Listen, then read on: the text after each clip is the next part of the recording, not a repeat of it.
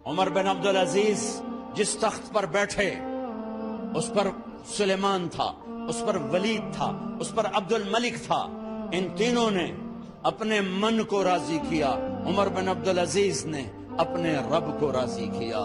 پہلے تینوں نے حکومت کی پوجا کی اور عمر بن عبدالعزیز نے اپنے اللہ کی پوجا کی. انہوں نے ایک بڑا عجیب خطبہ دیا جب خلیفہ بنے. اے لوگو، بچپن میں شعر و شاعری کا شوق تھا تو میں شاعر بنا، تھوڑا سا اٹھان ہوئی تو علم کا شوق لگا، میں نے علم حاصل کیا. جوان ہوا تو فاطمہ بنت عبد الملک سے عشق ہوا، میں نے اس سے شادی کی. اب اللہ نے مجھے حکومت دے دی ہے، اب تم دیکھو کہ میں اس سے اپنے اللہ کو راضی کروں گا. ہمارے حکمران تو ووٹ سے آتے ہیں اور چلے جاتے ہیں 4-5 سال کے بعد، ان کی وراثت میں حکومت آ رہی ہے اور 3 بر اعظم پر حکومت ہے اور ایسا روب دبدبا ہے بنو امیہ کا، کوئی ان کے سامنے سر نہیں اٹھا سکتا. اور یہ بندہ 2 سال 2 مہینے 3 بر اعظم میں زکوٰۃ لینے والا کوئی نہ بچا، 3 بر اعظم میں سوال کرنے والا کوئی نہ بچا، 3 بر اعظم میں ظالم کوئی نہ بچا، 3 بر اعظم میں مظلوم کوئی نہ بچا. لیکن خود کیسا رہا؟ گھر آئے، فاطمہ بڑے اچھے دن گزرے ہیں، اب امتحان ہے، میں تیرا حق نہیں ادا کر سکوں گا. طلاق لینی ہے، میں حاضر ہوں. ساتھ دینا ہے تو میرے اپنے حق معاف کرو، اپنے حق معاف کرو. فاطمہ جیسی عورت انسانی تاریخ میں کوئی نہیں آئی سیاسی لحاظ سے. سیاسی دادا مروان بادشاہ، باپ عبد الملک بادشاہ، بھائی ولید بادشاہ، دوسرا بھائی سلیمان بادشاہ، تیسرا بھائی ہشام بادشاہ، چوتھا بھائی یزید بادشاہ اور اپنا خامند بادشاہ. 7 نسبتوں سے یہ عورت شہزادی ہے. کائنات انسانی تاریخ میں اتنی بڑی عورت کوئی نہیں آئی. سیاسی. فاطمہ کہنے لگیں، عمر میں نے سکھ کے دن تیرے ساتھ گزارے ہیں، دکھ میں تجھے چھوڑ کے نہیں جاؤں گی. جو میں نے اپنے سارے حق معاف کیے. پھر حضرت عمر بن عبدالعزیز کی راتیں اور دن کیسے گزرے؟ فاطمہ بنت عبد الملک فرماتی ہیں 2 سال 2 مہینے میں وہ میرے بستر پر میرے ساتھ نہیں لیٹے، انہیں غسل کی ضرورت نہیں پیش آئی. مصلے پہ بیٹھتے اور روتے وہیں سو جاتے اور روتے وہیں سے اٹھتے. اپنی حکومت کو اللہ کی رضا کے لیے استعمال کیا. کیسے استعمال کیا؟ سارے مال فاطمہ کا سارا زیور بیت المال میں ڈال دیا. تنخواہ پہ آ گئے. عید کا موقع آیا، بچوں نے ماں سے کہا، 12 بچے تھے، بچیاں 12 بچے بچیاں، ہمیں کپڑے لے کر دو، عید آ رہی ہے، ہر آدمی اپنے بچوں کے لیے کپڑے لے رہا ہے. ہمارے بچے بھی کہہ رہے ہیں کپڑے لیں، جاؤ بھائی لو. فاطمہ کے پاس عمر 3 بر اعظم کے بادشاہ کے بچے آ رہے ہیں، ماں جی عید آ رہی، کپڑے تو لے دیں ابا سے کہیں. کہ ابا سے بات کرتی ہوں.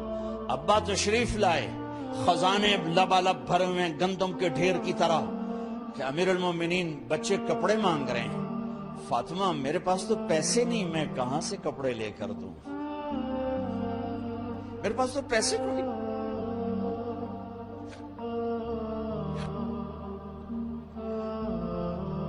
حضرت فاطمہ نے کہا پھر بچوں کا کیا کروں؟ کہا پھر مجھے بھی نہیں پتا کیا کروں. تو فاطمہ نے کہا آپ ایسا کریں، اگلے مہینے کی تنخواہ ایڈوانس لے لیں، اس سے میں اپنے بچوں کو کپڑے لے دیتی ہوں اور گھر کا خرچہ میں مزدوری کر کے گھر کی روٹی چلا لوں گی. ارے اپنی تاریخ پڑھو، صرف ڈرامے ہی نہ دیکھتے رہ جاؤ، صرف گانے ہی نہ سنتے رہ جاؤ. اور بھی دکھ ہیں زمانے میں محبت کے سوا، راحتیں اور بھی ہیں وصل کی راحت کے سوا. انہوں نے اپنے بلایا وزیر خزانہ مزاحم، اپنا ہی غلام. ہاں بھائی مزاحم، ہمیں بچوں کے کپڑے چاہیے تو اگلے مہینے کی تنخواہ ایڈوانس مل جائے.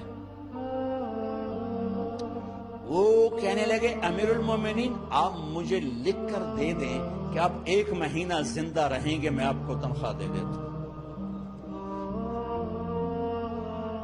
عمر بن عبدالعزیز سر جھکایا، اٹھے، گھر گئے۔ فاطمہ میرے بچوں سے کہہ دو کہ تمہارا باپ کپڑے لے کے نہیں دے سکتا۔ اپنی تاریخ تو دیکھو،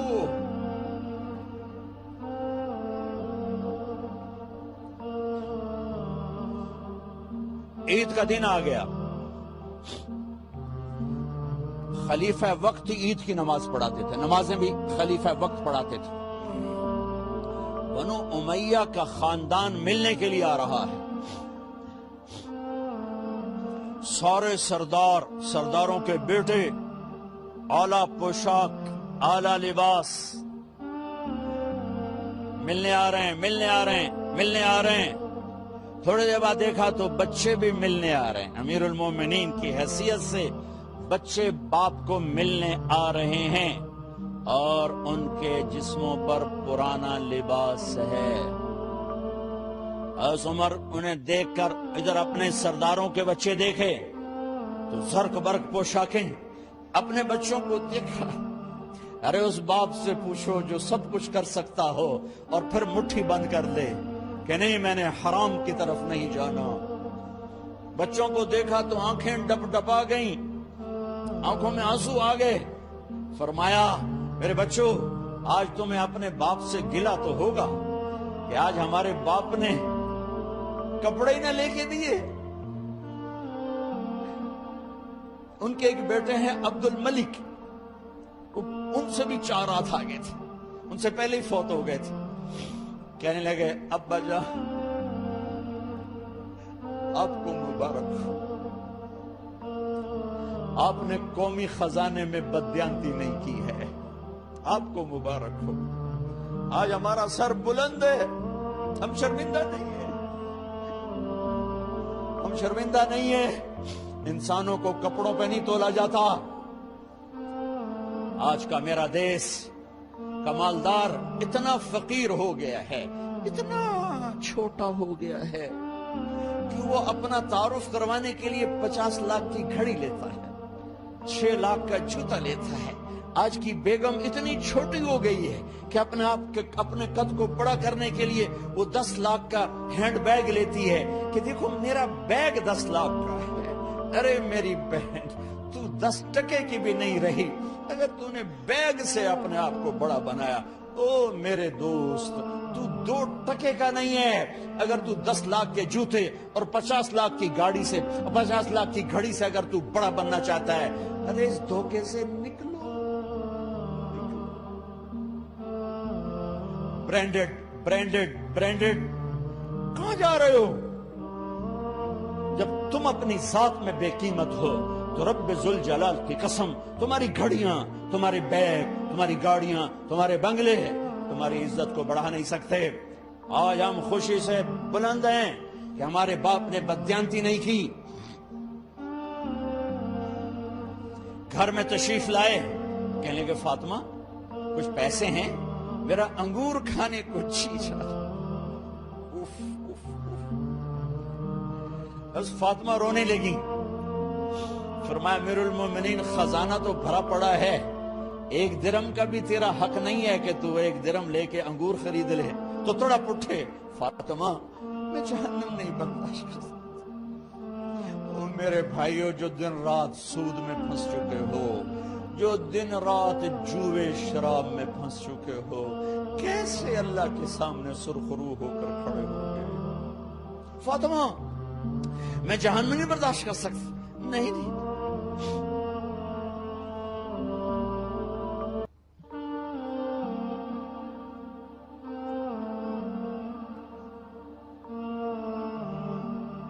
ایک رات گھر میں تشریف لائے، بچیاں، بیٹیاں، منہ پہ ہاتھ، کپڑا رکھا، دوپٹہ رکھا منہ پہ، اور بات کریں۔ آپ نے پوچھا ارے کیا ہوا تمہیں، یہ منہ پہ کپڑا کیوں رکھتے ہو؟ تو خاموش ہو گئی، لیکن گھر کی خادمہ رو پڑی۔ کہا امیر المومنین آج آپ کی بیٹیوں نے کچا پیاز توڑ کے اس سے روٹی کھائی، سالن کوئی، ارے مسری دی دال ہی کوئی نہیں ہے، پیاز، کچے پیاز نہ روٹی۔ آج ساڈا مزدور جڑا کوئی نہ کوئی چٹنی بنا بند ہے، ترائے بر اعظم دے بادشاہ دیاں دھیاں کچے وصلاں نہ روٹی بیٹھیاں کھاندیاں۔ اور میرے آج کا تاجر کہتا ہے جھوٹ نہ بولوں تو کاروبار کیسے، میرا افسر کہتا ہے رشوت نہ لوں تو گزارا کیسے کروں۔ تو عمر بن عبدالعزیز پھس پہ ہچکیوں کے ساتھ روئے کہ میری بچیوں میں تمہیں بڑے اچھے کھانے کھلا سکتا ہوں اور میں جہنم کی آگ برداشت نہیں کر سکتا۔